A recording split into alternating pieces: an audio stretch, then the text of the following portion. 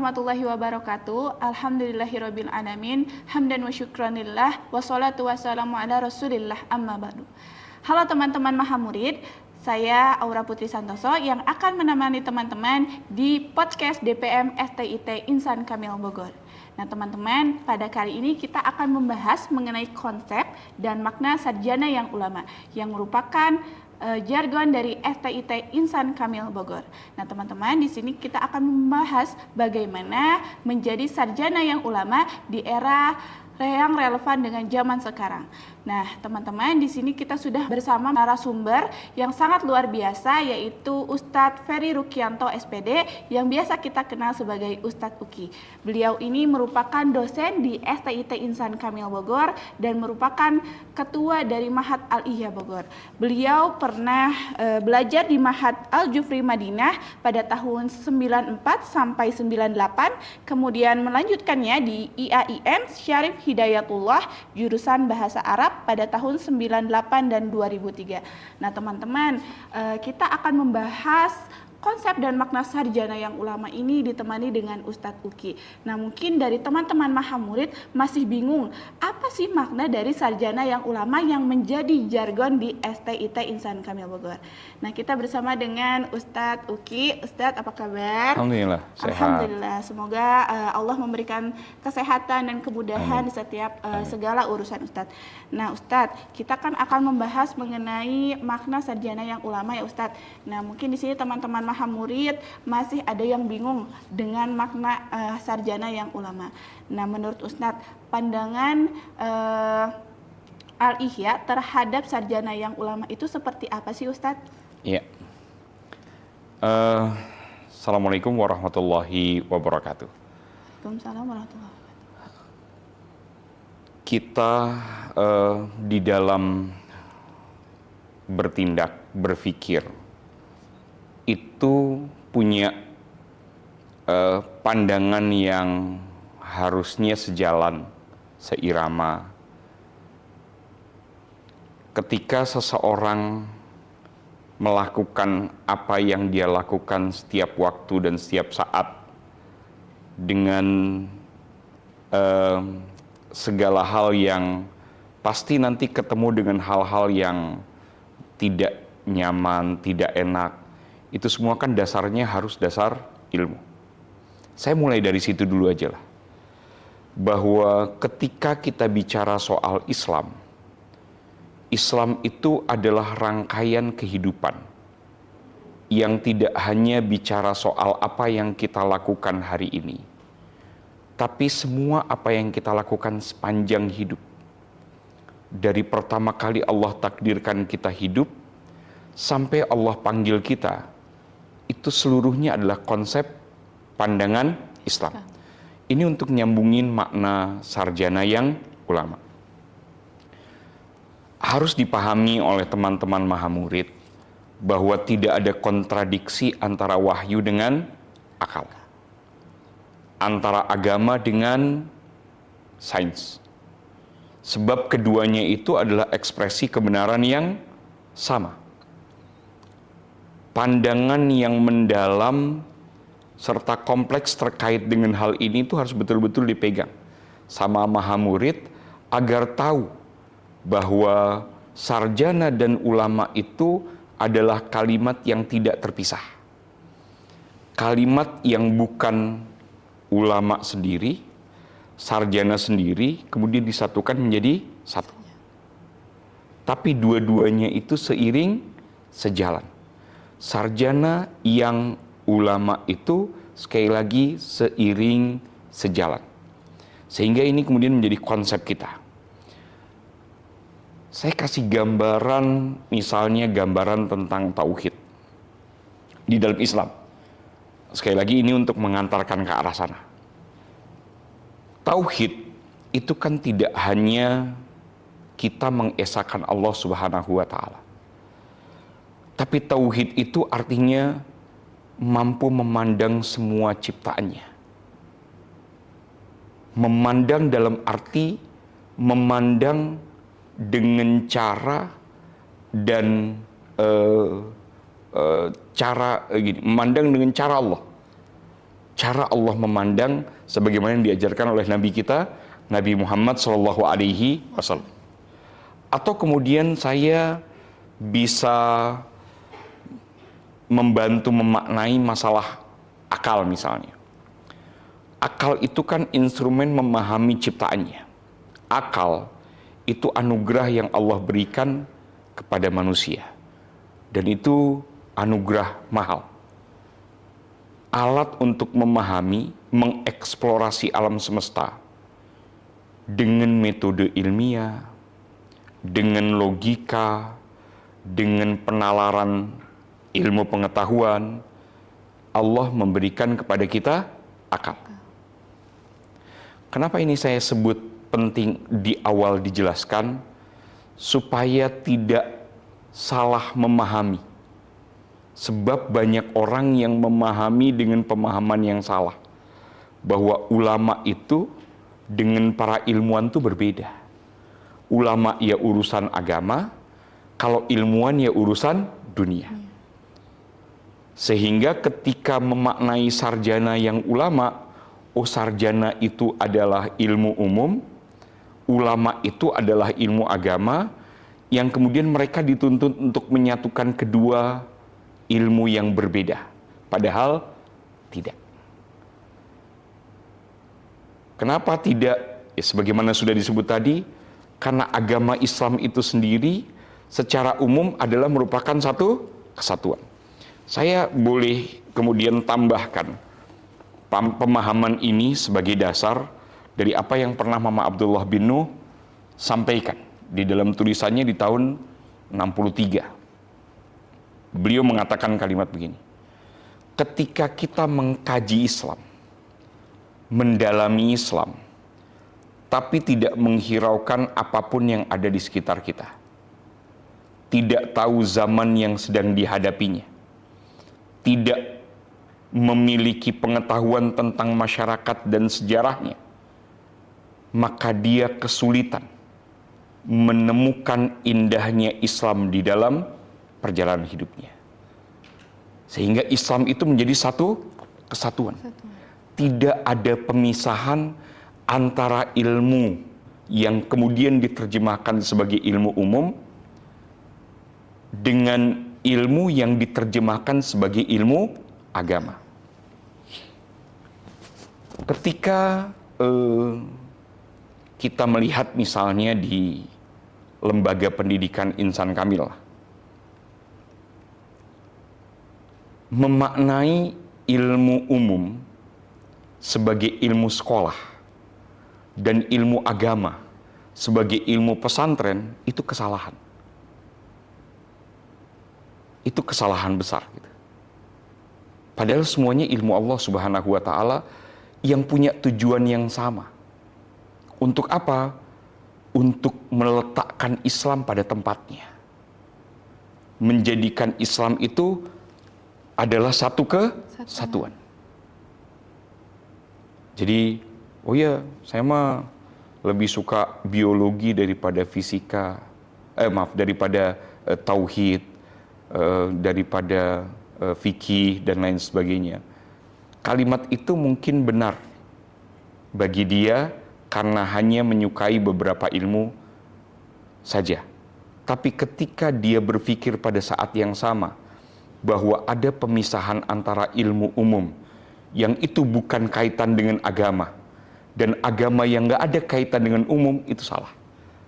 Sehingga kita bisa menyimpulkan bahwa kalimat sarjana dan ulama itu adalah kalimat yang menjadi satu kesatuan. Sarjana yang ulama sekali lagi punya satu kesatuan.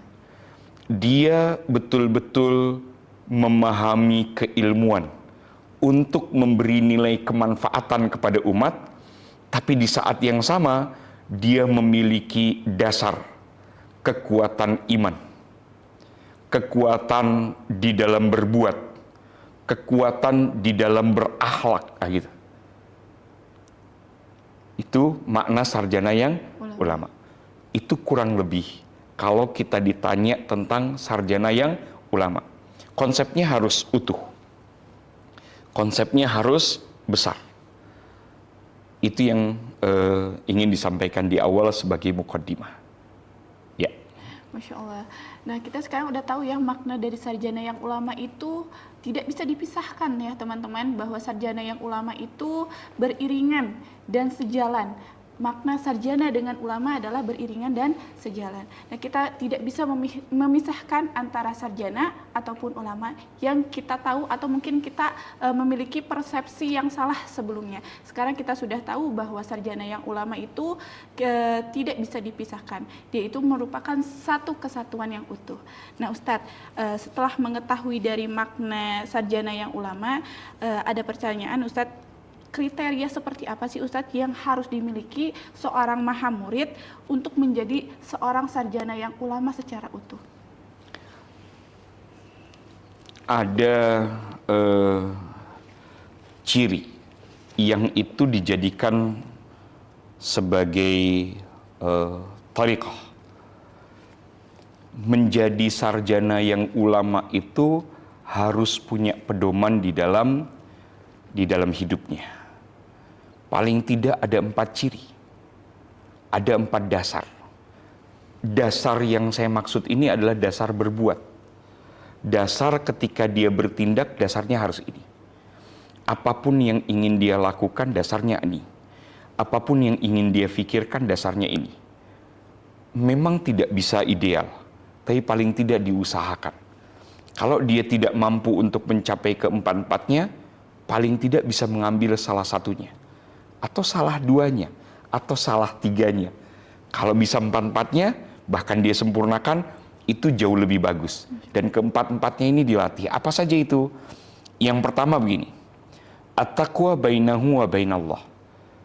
Kalau ingin jadi sarjana sekaligus ulama gitu ya, sarjana yang ulama, dan ini menjadi konsep satu kesatuan, harus dilatih bagaimana dia menguatkan niat. Sehingga kehidupannya, hubungannya dia dengan Allah itu selalu baik. Niat hidup itu kan karena tahu tujuan hidup. Orang kalau nggak tahu tujuan hidup, dia nggak punya niat. Akan berat dia untuk menghadirkan niat. Sebab dia nggak tahu tujuan hidup. Ketika dia tahu tujuan hidup, maka semua apa yang dihadirkan di dalam niatnya saat dia bicara, saat dia berlaku, saat dia berbuat, saat dia berkarya, itu dia memiliki tujuan yang sudah dia ketahui. Tujuannya apa? Tentunya Allah ridha.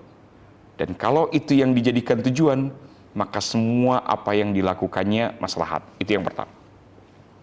Yang kedua, at-tawadhu bainahu wa bainal khalqi. Dia harus merendahkan hatinya kepada semua manusia. Dalam semua hal, dia berusaha menetapkan dirinya berjalan di dalam kerendahan hati. Tidak pernah menganggap dirinya itu lebih dibanding orang lain. Ketika dia berkarya, karyanya itu bermanfaat untuk orang, dia akan bilang, ini Allah yang izinkan. Ketika dia berbuat, perbuatannya menyenangkan orang lain, membuat orang bahagia, hingga mendoakannya, dia katakan, ini adalah kesempatan yang Allah berikan kepada saya. Yang ketiga, az-zuhda bainahu wa bainad dunya. Ketika dia ditanya tentang dunia, atau bagaimana dia memandang dunia, dia akan mengatakan, dunia ini tempat di mana saya harus membagi nilai kemanfaatan. Ketika saya diberi kesempatan untuk hidup, maka saya akan menebarkan sebanyak mungkin nilai kemanfaatan, bukan mengambil nilai manfaat untuk diri saya lewat dunia. Yang keempat, wal mujahadah bainahu wa baina nafsi. Dia berusaha menjadikan dirinya bahan bakar. Untuk apa? Untuk mengambil kesempatan agar setiap kesempatan baik yang Allah berikan itu bisa dia wujudkan. Meskipun dia hanya bisa melakukannya di tingkat yang paling kecil, minimal, nggak apa-apa. Yang penting dia bisa berbuat untuk kebaikan di setiap kesempatan yang Allah berikan kepadanya. Jadi hubungannya sama Allah baik, hubungan sama manusia baik, kemudian pandangan terhadap dunianya benar, hubungan sama dirinya sendiri juga benar. Nggak ada tuh cerita tentang insecure, nggak ada. Nggak ada cerita tentang Allah tuh nggak sayang, nggak ada. Nggak ada cerita tentang kok gini ya pandangan orang terhadap saya, nggak ada. Dan nggak ada pandangan sepertinya memang dunia tidak berpihak pada saya, itu nggak ada. Karena sarjana yang ulama tidak pernah berpikir seperti itu. Gitu. Masya Allah. 4 pedoman yang tadi semoga kita bisa mewujudkan atau menjalankan salah satunya, salah duanya, salah tiga, atau bahkan semuanya supaya kita menjadi sarjana yang ulama. Gak ada kata insecure, kita hubungan sama Allahnya paham, baik, dengan manusianya juga baik. Semoga kita menjadi sarjana yang ulama secara utuh. Doain ya Ustadz, biar Mahamurid di FTIT Insan Kamil Bogor ini bisa menjadi sarjana yang ulama, yang baik, bisa meraih ridho Allah. Nah, Ustadz, selanjutnya ini ada bagaimana sih Ustadz seorang mahamurid itu bisa menyeimbangkan antara tuntutan akademik di kampus dengan kebutuhan spiritualnya supaya kita juga mencapai ini Ustadz apa yang dinamakan dengan sarjana yang ulama tadi. Sebagaimana sudah disebut tadi, sebenarnya menyeimbangkan itu kan mulai dari konsep dulu, konsep berpikir. Konsep yang kita obrolin di awal tentang sarjana yang ulama, dan begitu juga kemudian konsep tentang tujuan hidup. Ketika kita paham untuk apa kita ada di dunia, kan kalau ditanya tugas kita di dunia itu apa sih? Tugas kita di dunia itu menjaga hubungan dengan Allah dan memberi sebanyak-banyaknya nilai kemanfaatan kepada orang lain. Maka dipastikan kita akan menyeimbangkan, gitu ya, dengan keseimbangan yang pasti sesuai dengan prioritasnya apa yang memang menjadi tujuan di dalam hidup kita. Nah, masalahnya bagaimana menguatkan itu, menguatkan diri untuk bisa istiqomah menyeimbangkan itu. Itu sebenarnya yang tugas yang jauh lebih berat. Sebab istiqomah itu Nabi sampai mengatakan gitu ya, ketika aku mendapatkan ayat tentang istiqomah, aku merasa seakan-akan dunia ini runtuh gitu. Sebab berat sekali amanah dari istiqomah dari Allah itu, maksudnya titah Allah terkait dengan istiqomah itu beratnya luar biasa. Dan bisa kita benarkan bahwa istiqomah itu memang tidak mudah. Ketika kita sudah paham, tahu, dan kita kemudian menjalani apa yang harus kita jalani, yang berikutnya adalah sebenarnya yang berat itu istiqomah. Gimana cara bisa istiqomah? Jawabannya niat. Niat masuk ST itu ngapain sih gitu? Niat ada di sini tuh ngapain? Gitu. Kalau niatnya tidak hadir, buru-buru hadirkan. Kalau niatnya belum sampai, buru-buru rubah niat yang baik. Kalau niatnya belum kuat, buru-buru kuatin.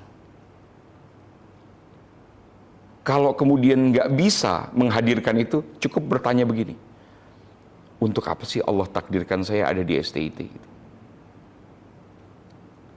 Dan jawab itu, cari jawaban itu. Sebab dengan begitu kita menjadi orang yang adil untuk mencari apa yang Allah sudah siapkan buat kita.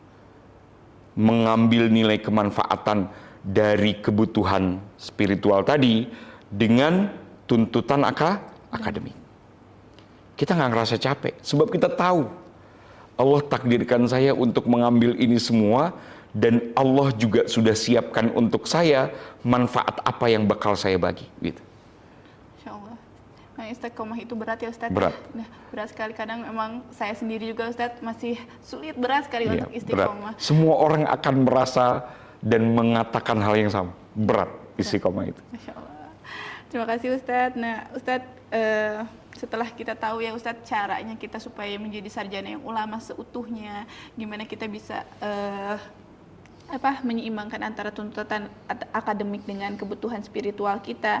Nah, Ustadz, bagaimana sih cara atau program yang diterapkan di STIT sendiri untuk membentuk lulusan sarjana yang ulama itu seperti apa, Ustadz? Iya, tentunya STIT sendiri menjadi salah satu gitu ya, salah satu lembaga yang punya tanggung jawab untuk menjadikan makna dari sarjana ulama ini menjadi betul-betul wujud gitu di dalam proses pendidikannya, baik di tingkat yang paling rendah sampai tingkat yang paling tinggi yang kebetulan sedang kita bicarakan, yaitu STIT.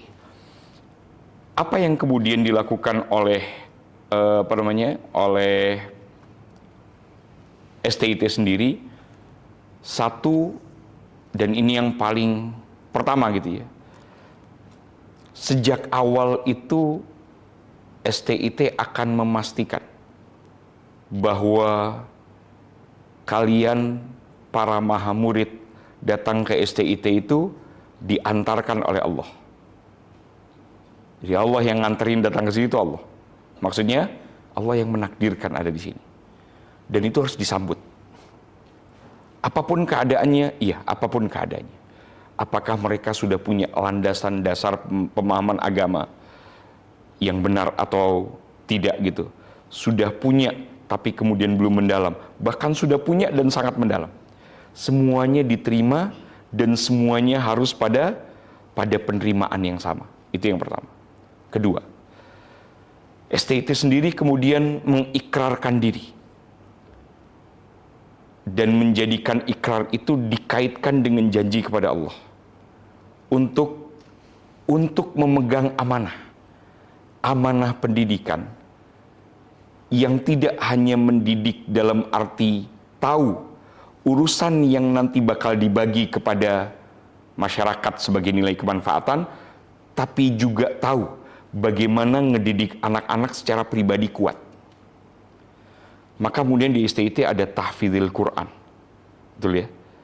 Di STIT itu ada kaifiatul ibadah. Bahkan di STIT itu menjadi wajib ngaji setiap hari. Dari mulai Senin sampai hari Sabtu. Kenapa kemudian ini dibentuk?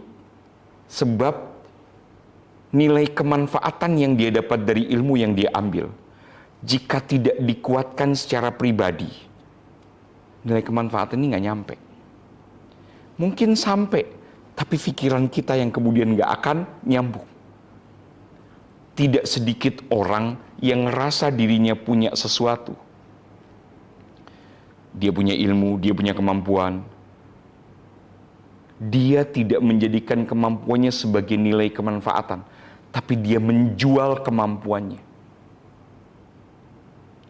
Dijual kemampuannya. Bahkan dia minta ganti yang begitu besar dari kemampuan yang dia miliki. Dia nggak berpikir untuk memberi manfaat. Kenapa ini terjadi? Sebab dia memiliki pribadi yang lemah. Pribadi yang kuat tidak akan berpikir itu. Dia akan bilang bahwa hidup saya di dunia ini hanya sesaat. Sehingga apapun yang Allah berikan kepada saya akan menjadikannya sebagai bahan bakar nilai kemanfaatan tanpa harus membakar orang lain di dalam kesulitan. Jadi biar saya yang sulit, tapi orang lain tidak sulit. Semua itu adalah rangkaian. Untuk apa? Untuk mengantarkan para mahamurid menjadi sarjana yang bisa membagi nilai kemanfaatan dan ulama yang juga memiliki jiwa pribadi yang kuat. Insyaallah, alhamdulillah ya Allah. Nah, kita udah berbicara banyak ya Ustadz. Kita juga alhamdulillah sekarang kita sudah terbuka pikirannya apa itu makna dari sarjana yang ulama. Terakhir nih Ustadz, sebagai penutup, apa harapan dan pesan yang ingin Ustadz sampaikan untuk para mahamurid di STIT Insan Kamil sekarang yang tengah berjuang menjadi seorang sarjana yang ulama? Saya ingin mengatakan kalimat yang sebenarnya pendek saja ya. Satu kalimat lah. Tapi saya mencatatnya untuk teman-teman semua. Terkait dengan keistiqomahan. Ketika para ulama menyebut kalimat istiqomah, di antaranya Sayyidina Abu Bakar Siddiq radhiyallahu taala anhu ketika bertanya atau ditanya soal istiqomah, beliau mengatakan istiqomah itu adalah kemurnian yang terus dijaga. Kalau ini kita pahami, maka gitu ya, kita akan terus berbuat, nggak usah kita berpikir nanti akan bakal jadi apa. Kita terus bertindak, kita nggak usah berpikir nanti bakal dikasih apa. Kita terus menjaga apa yang kita dapat, kita nggak akan berpikir nanti manfaatnya untuk saya apa. Kalau saya kemudian lebih dalam lagi menyebut kalimat atau mengelaborasi kalimat ini, sholat saja, nggak usah mikirin surga. Berbuat saja terus, belajar aja terus, cari sebanyak-banyaknya, gali sebanyak-banyaknya. Nanti Allah sendiri yang akan antarkan ke surga. Belajar aja sekarang terus, cari ilmu sebanyak-banyaknya. Nanti Allah yang akan mengantarkan di mana masa depanmu ditempatkan. Gitu kurang lebih. Masya Allah, teman-teman Mahamurid, alhamdulillah kita mendapatkan pesan yang sangat luar biasa dari Ustadz Uki. Terima kasih Ustadz atas ilmu yang kita dapat pada hari ini. Yang paling penting jaga istiqomah teman-teman, tetap berusaha, tetap belajar semaksimal mungkin di STIT Insan Kamil Bogor, karena Allah yang akan menunjukkan kita apa manfaatnya di hari kedepannya. Nah, mungkin kita akan mendapatkan kebermanfaatan atau kita mendapatkan hal-hal yang Allah takdirkan lebih indah saat kita setelah di STIT Insan Kamil Bogor. Dan semoga kita menjadi sarjana yang ulama yang seutuhnya. Tetap berusaha dan istiqomah ya teman-teman Mahamurid. Nah, Masya Allah ada berbagai ilmu yang kita dapat pada hari ini di podcast DPM STIT Insan Kamil Bogor bersama Ustadz Ferry Rukianto. Terima kasih kepada Ustadz Uki atas sharing dan insight yang sangat bermanfaat bagi kita semua, terutama bagi saya dan teman-teman Mahamurid. Nah, semoga perbincangan kita hari ini mendapatkan manfaat dan bisa menjadikan teman-teman tetap istiqomah dan berjuang di STIT Insan Kamil Bogor untuk menjadi sarjana yang ulama. Terima kasih teman-teman, terima kasih Ustadz. Insya Allah. Saya Aura Putri Santoso pamit undur diri di podcast DPM STIT Insan Kamil Bogor. Sampai jumpa di podcast selanjutnya. Wassalamualaikum warahmatullahi wabarakatuh. Waalaikumsalam.